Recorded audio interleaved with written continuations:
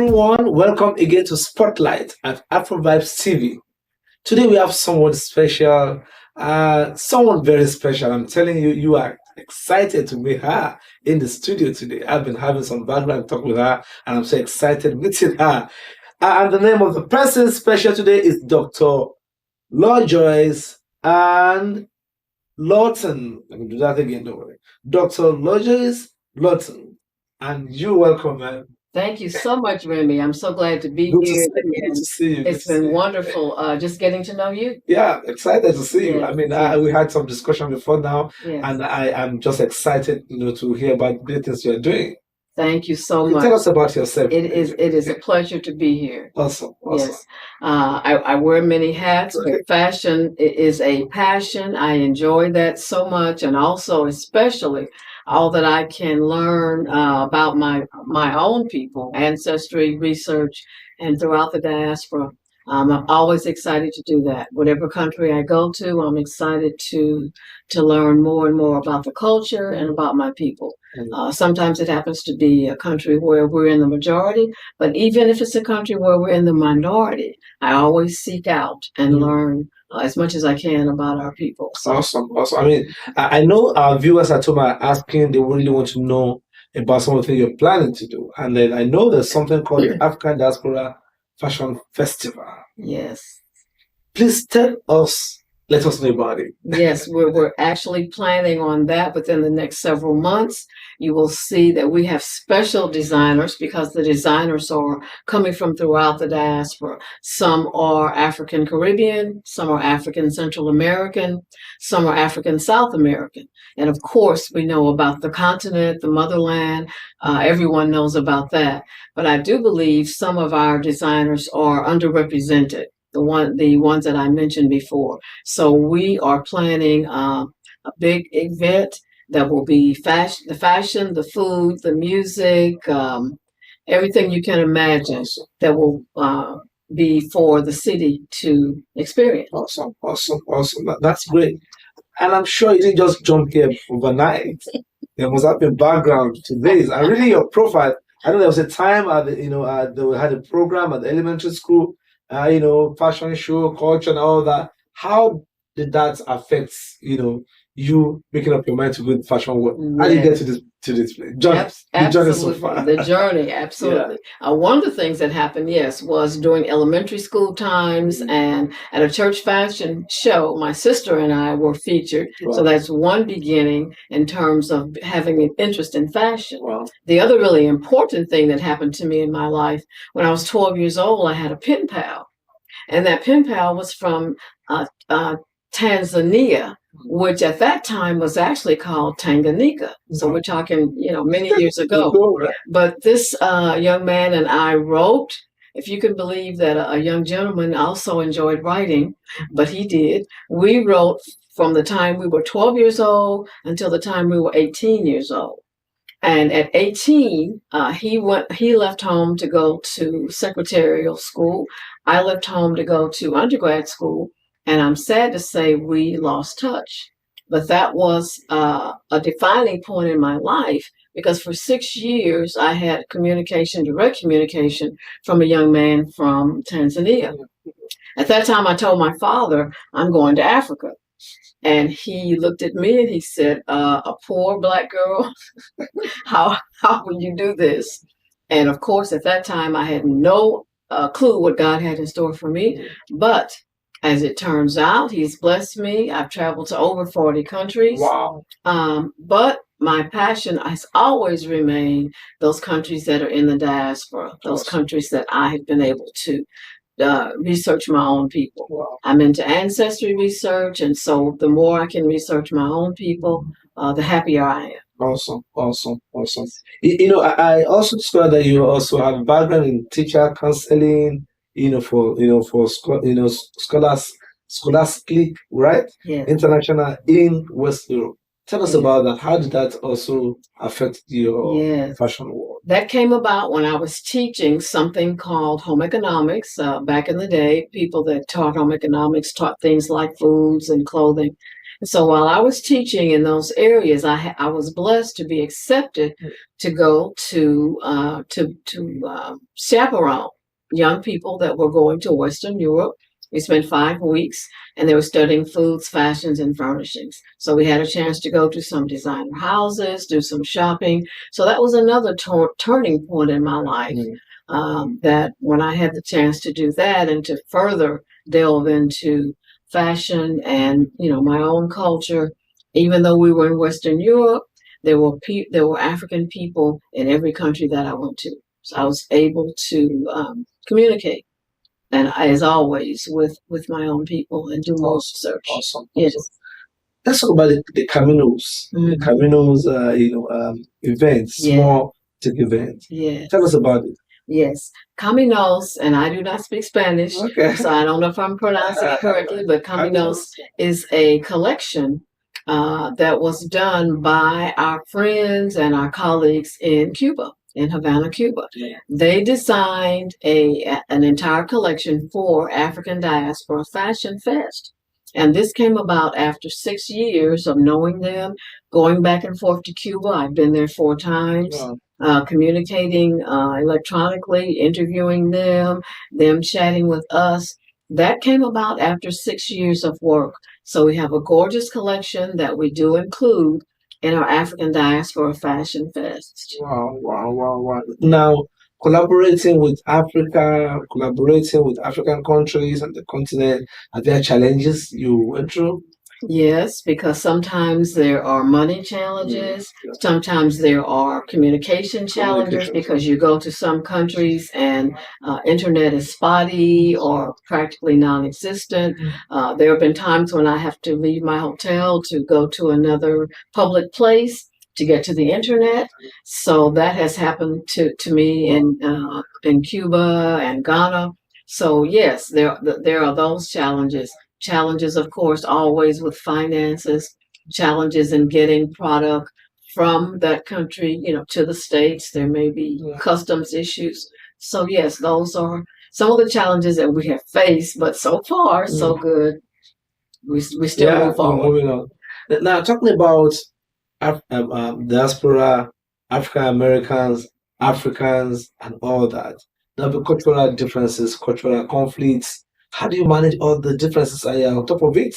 How did you? Yes, and it's very interesting you should mention that because when I was living in Japan, I had many African friends, and I actually went to each one of the African embassies in Tokyo and also Caribbean embassies in Tokyo as we were putting together a diaspora fashion fest for Black History Month. But one of the things that really struck me as I was talking with one of my African brothers, and he said, when you go to the continent, they are not going to look upon you as African. They're going to look upon you as a foreigner, as an American, even though, you're Black. But that was a kind of a shocking thing to me because I guess I thought, well, I go there and I'll be the same as them. But I learned that no, you're still going to be a foreigner, even though there is some camaraderie, some love, some relationship there. You're still going to be a foreigner. So that was very interesting to me to learn and to kind of keep in mind as I continued on with my work and my passion. Awesome. Yeah. So let's go deeper into the this fashion event that is coming up, and my viewers are asking, tell us about this. When is it going to happen? What's your plan? Where did this come from? What's the inspiration? Yes, we wanted to expose others, and I'm sure that we know Houston is a very diverse city, and there are people from many cultures and countries, but we especially wanted to expose them to an extravaganza where they could have not only the fashion, but the food, the music, the literature, the artwork. So we're looking at that type of event toward the end of the year because it takes a while to plan. But that's when we want people to come out, not just for fashion, but for all aspects of culture. And you'll be hearing more about that, via the website, the Instagram pages. You'll be hearing more and more about that. We invite you to follow us. And of course, we'll be getting the word out in those ways. So what are participants expected to see and benefit from that that festival? Okay, so the first designers that we're going to feature in that festival will be our Cuban designers. So we'll see Caminos. We have maybe 8 or 9 garments from there. The other line or collection we'll see will be eclectic, and that is my collection. So you'll see several. You have your own collections too. I do. Wow. This is one piece. Wow. This fabric came from Ghana, Okay. and the bling bling that you see is hand attached. So yes, I do have some things roaming around in my head. So I have a few garments in my own little collection. So for the first event that the people that we're talking with will see will be Caminos from Cuba and Eclectic from me. Awesome. By the time we're back from the break, you're going to show us some of the designs you've made. Yes. In that respect. Yes. Now, is this event free or are you even paid for? Actually, we will have a small fee because you're going to have an authentic meal, and you're going to see of course, the authentic fashions, authentic artwork, and have an opportunity to purchase, if you would like, fashions either on the spot or online. So there will be a small fee, but we invite you to come. You'll also have beverages from that country represented. So there will be a small fee to cover, because of that. Okay. Yes. So let's look at a fashion-oriented diaspora, here in America, either from Cuba or from Africa or from any side of Africa, and then they come to the organization or they come to the festival. Is there a process of showcasing them to the world? What are the processes? Yes, we are definitely going to showcase them to the world, because what we do at that event will be, as you say, maybe televised, so it will be seen in many different countries. It will, of course, be on all of our social media. People will have a chance to perhaps, and it depends, sometimes some of our designers have actually come to the States. For instance, our designer friend from Cuba has been here. Our designer friend, Afro-Swiss designer from Switzerland, from Cameroon and Switzerland, has been here to do events with us. So there are times when our people are actually here. But beyond that, we do sell the products, and we do have an opportunity for you to purchase the products. Awesome. Now, I know you have a very big plan, and I know you will want organization to sponsor. So the question we'll be asking is, we've seen many fashion shows here and there, many years, and years to come. What distinguishes this particular, African diaspora fashion show? The difference with us is that we are showcasing some beginning designers, some that may not be quite as well known. They may be doing a great job in their own country, but not necessarily known worldwide or known here yet. So when our participants come to us, they will see some fashions that they probably have not seen in other places, because we have people throughout the diaspora that we work with, that we research, so they will see something. They'll see something different. Right? Yes. So, will this also be a kind of fundraising for, a non-governmental, program that you have? Yes, we all absolutely do fundraising for other small businesses, other small fashion designers. We want to make sure that we are able to feed into fledgling nonprofits. So yes, we're all about that. Awesome. Yes. Awesome. Yes. Awesome. Do you have people who are already partnering with you on this project? Yes, we do. One of our partners is Bridgeforth Cotton Farms. If you can imagine, it is a 5-generation cotton farm. They're actually in Alabama, but they produce t-shirts, jogging outfits. So they are one of our partners. So everything Black grown and Black owned for 5 generations. That is one partner that we're very, very, very excited about.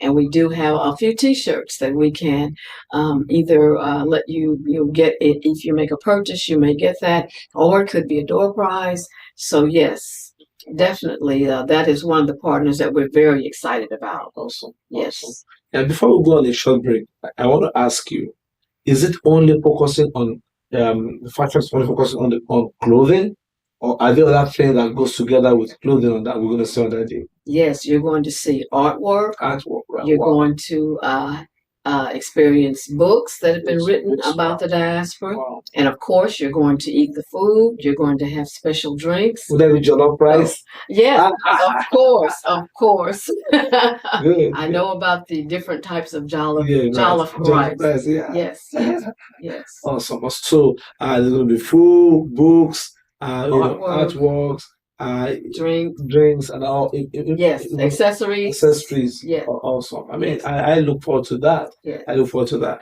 Now, we're going to go on a short break right now. When we are back, you're going to see the doctor in a different dimension because she's going to show you something that will blow your mind. See you then.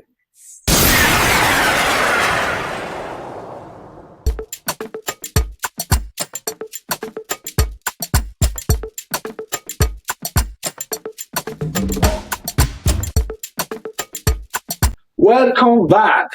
Now I'm still in the house with the doctor of fashion. I call it doctor of fashion, but this part here has so much, in the fashion world, and then she's really impacting the diaspora and the African American and the Africans in diaspora all about fashion and about other things that she's doing. But today we're focusing on the African Diaspora Fashion Festival. Ma'am, so let's look at the new generation because of social media, because of a lot of things going on in the fashion world. How do we sustain the culture of true fashion? Yes. What do you think? I think one of the things that's very interesting is that there's an organization, a very old organization called Girl Scouts. Okay, yes. You probably are familiar with it. And in the past, they've had some very traditional work that they have done. They've had traditional badges that they pursue, but they actually now have a fashion badge that they pursue. Wow. So fashion design, fashion merchandising. Wow. So one of the things that we're doing is actually working with Girl Scouts because this helps them to earn the badge while they learn about fashion. And of course, sustainable. Cotton. I mentioned cotton. Cotton, one of the fabrics that we focus on. Yeah. Doing things with that particular fabric. So it's very exciting to get the young people that have an interest in the design and the merchandising and in a sustainable fabric. Okay, awesome. So what's the role of parents, parenting, in mentoring or giving the right fashion to the younger generation, especially African fashion, so that we don't lose it out, because we're in a foreign land, so to say. That's right. That's right. And it's very important that we keep that culture alive. Let them experience wearing things by designers, African American designers, African Caribbean designers. So we work really hard to make sure that they are dressing appropriately and that they are exposed to the beautiful fashions that we have.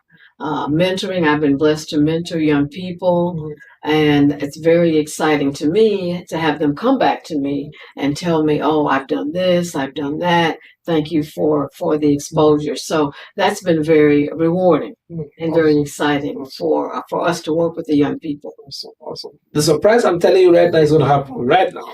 I know you've done some design. Can you show another design you've done apart from what you're wearing? Yes. I'd love to see. I actually have one. Wow. That you might enjoy. Wow. And if you notice, it also has So where's this material from? Material is from Ghana. From Ghana. It's from the actual marketplace in Ghana. Wow. And the designs that you see, the stones, they're not diamonds, unfortunately. They are artificial, but they are hand attached. Wow. And so we're very, very excited about that. Good. So you guys are saying this, you must find your way down to Africa, to the festival we're having, the Diaspora Festival, a fashion festival, so that you're able to have quality materials like this. This is lovely. I think I'm going to take this home for my wife. Yes, absolutely. Absolutely. She will love it. She will definitely love it. I love it too. Yes. So let's talk about your process of making this. What are the processes, or how do you produce? How do you become creative? How do you get this out? I mean, the younger generation would like to learn about. Of course, I don't know. As you everything that you do, you read, you experience, or we travel, things are dropped into your spirit, and you think about, this design, that design, what is it that I would like to do? And that is kind of what has happened for me, in that I knew that I wanted gorgeous fabrics. I knew that I wanted cotton. I knew that I wanted the designs, the hand attached designs. So for me, it's really kind of everything that I'm exposed to, the travel, the movement, things that have dropped into my spirit. That is what happens when we begin to put together a particular line. Do you go to drawing, or do you how do you conceptualize, I mean, the style? Not so much drawing Okay. as much as what I see, and then I can kind of visualize it and explain it to others. This is what we're doing. I'm not a good artist, so I can't say that I actually draw, but conceptualizing it and then kind of putting it into practice. Okay. Okay. Awesome. Awesome. I know you also lectured in schools, had experience with students and all that. Do you think this new generation will love this? How do we help the new generation to inculcate African ways into their work? Yes, I think they will. Sometimes we look at the way they're dressed and we say we're unhappy or we're not excited about the way they're dressed. But there are some that have a real interest in finding out about our fashion culture and what they should and should not wear. So I'm excited if I can have just a little bit of influence on some young people in terms of what's appropriate and what's not appropriate. Yes. Yeah, appropriation, education, what is and what's not, all goes back to policy. What's the role of the school or the government in getting right fashion for a younger generation? I don't know if the government has any role, in that. but I think the school definitely, because if the students come in and they want to pursue the fashion, then I think the school definitely has an influence. So that is part of our job, is to model what should be happening, what is appropriate. Awesome, awesome. Now, today is National Women's Day, and Happy Women's Day to you. And would I ask you, do you have people you are mentoring, or you have younger people who are watching us now, they're interested in being mentored by you? Do you have a platform or somewhere like that you do? Yes, we do. We do that all the time, and I guess since the COVID had some good things and some bad things, but one of the good things that came out of COVID was being able to do things electronically. Okay. And so, yes, we do mentor people, sometimes by Zoom, sometimes by emailing or social media, but we have been blessed to mentor young people. And sometimes I have not met them face to face yet, but it's all been, electronically. Young people that have done our social media, that we work with in that way. So it's been really, really exciting. Awesome, awesome. Yeah, please can you give us your social media handle so they can also follow you? Yes, absolutely. It is African.diaspora_fashion. So I invite you to go there. You will see designers from throughout the diaspora, all different types of designs, things you cannot imagine. Some that look African, some that don't look African, some look high fashion. But I think that's all a part of it. So you will definitely enjoy experiencing that. Okay, awesome, awesome. Now I know, and I'm wrapping up now. I know there's a place for innovation. Place for today we have AI, almost everything for us. What is the future of fashion, or African fashion, or African diaspora fashion? You mentioned AI, and we actually have had fashion shows that are done completely by AI. Wow. And there would be all different genres of fashion. And there's even a fashion show that features seniors, if you can imagine that, in the latest fashions, and that is done by AI. So AI, it can be there can be some negative things happening, but there can also be some very positive things happening with it. Good, good. Yeah. All right. Do you want to give your parting shots for people to ready for the Yes. African Diaspora Fashion Festival? We are very excited to have you not only come to the African Diaspora Fashion Fest, that's going to be a physical program here in the community, but we also are available. If you want a fashion fest in your own place, you want it in your company, your organization, we can come to you and bring you a fashion fest that will be unimaginable because you'll have designers from all over, from throughout the diaspora. We can bring that to you. So we're excited to have that happen. All right. That's all for today. Thank you very much, Doctor. It's been awesome time with you. Thank you, Remy. Fashionable time with you. Thank you, Remy. And you are quite the fashionista yourself. Thank you, ma'am. Thank you, ma'am. All right. So, guys, you need to go online and connect with us on social media platform, and then also find the website and then connect and make sure you register to attend the African Diaspora Fashion Fest.